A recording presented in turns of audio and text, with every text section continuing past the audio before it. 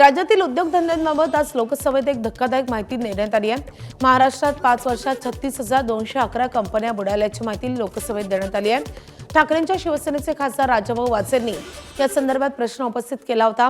त्यावर दिलेल्या उत्तरात राज्यातील अनेक उद्योगधंदे बंद पडल्याची माहिती समोर आली आहे।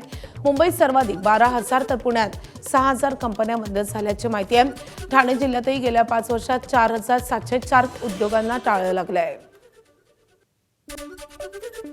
काही कंपन्या बंद पडल्या, काही लेबर प्रॉब्लेममुळे बंद पडल्या, काही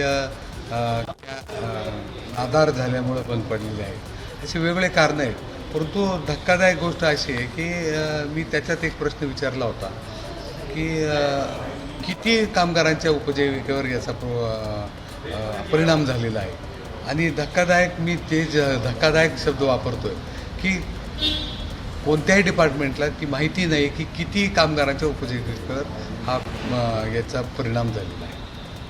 हजारो कंपन्या असतील तर लाखोमध्ये हे कामगार असतील असं म्हणायचं? हो, लाखोमध्ये कामगार असतील।